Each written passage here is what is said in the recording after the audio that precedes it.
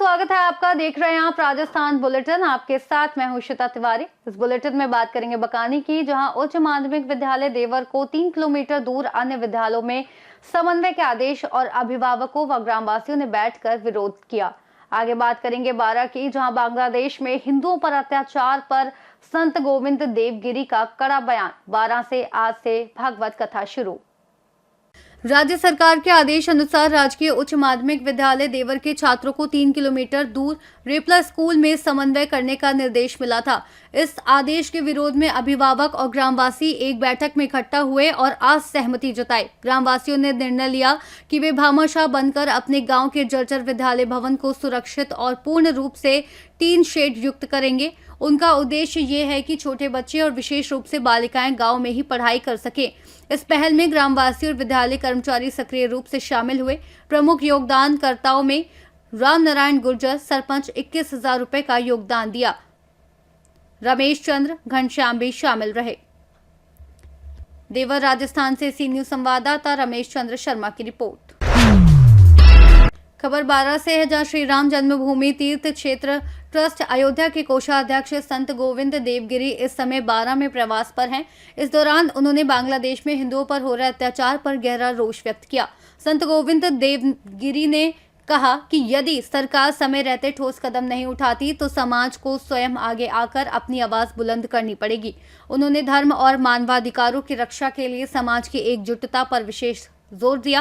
उन्होंने ये भी बताया कि आज से 11 जनवरी तक 12 में भागवत कथा का आयोजन किया जा रहा है। कथा में बड़ी संख्या में श्रद्धालु शामिल होंगे और इसके माध्यम से सनातन मूल्यों, धर्म, सत्य और अहिंसा का संदेश दिया जाएगा। प्रवास के दौरान स्थानीय संत, महात्मा, धार्मिक संगठनों के प्रतिनिधि और श्रद्धालु बड़ी संख्या में मौजूद रहे। आज भी भारत का अंग ही मानता हूँ और हमारे ही इस देश में हमारे ही भूल के कारण जो लोग अलग हो गए, उस बांग्लादेश में आज हिंदुओं पर अत्याचार होना, यहाँ के राष्ट्रीय समाज पर अत्याचार होना, यह क्रूरता की परिसीमा है।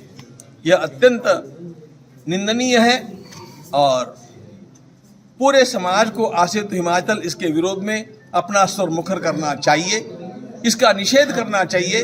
बांग्लादेश की यहाँ पर जो उच्चायुक्त होंगे उनके सामने जाकर के ये सब निर्देश करने चाहिए।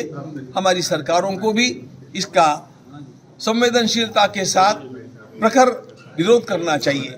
मैं ऐसा समझता हूँ कि हमारी केंद्र सरकार सोई हुई नहीं है, वो संवेदनहीन भी नहीं है, लेकिन योजना के तहत कुछ न कुछ बड़ा करने की वे सोच रहे हैं और वो होकर के रहेगा। वो नहीं हुआ तो उसके लिए भी हम लोगों को स्वर उठाना पड़ेगा, लेकिन जो चला है वो अत्यंत निंदनीय है और इस प्रकार के समाज का निषेध हमें सब स्तरों पर करना चाहिए। ठीक है। मोदी के बाद क्या लगता है, योगी होंगे? मोदी के बाद क्या योगी होंगे? जो भी होंगे सबसे अच्छे होंगे। 12 से सी न्यूज संवाददाता पंकज की रिपोर्ट। खबर 12 से है, जहां नगर परिषद क्षेत्र में मांगरोल रोड दरवाजे के पास नाले के ऊपर बने ब्रेकर टूटने से इलाके में हालात गंभीर हो गए हैं। स्थानीय लोगों का कहना है कि ब्रेक किए नाले और खुले नाले के कारण यातायात बाधित है और आए दिन छोटे बड़े हादसे हो रहे हैं, लेकिन नगर परिषद प्रशासन की इस ओर कोई ध्यान नहीं दिया गया। नाले के पास फैला कचरा और वहां बैठी गौ माताएं भी खतरे का कारण बन रही हैं। लोग मांग कर रहे हैं कि नगर परिषद तुरंत टूटे ब्रेकर की मरम्मत करे, नाले को सुरक्षित ढंग से ढके और सफाई नियमित करे, ताकि दुर्घटनाओं पर रोक लग सके और आम जन को राहत मिले। 12 से सी न्यूज संवाददाता पंकज की रिपोर्ट।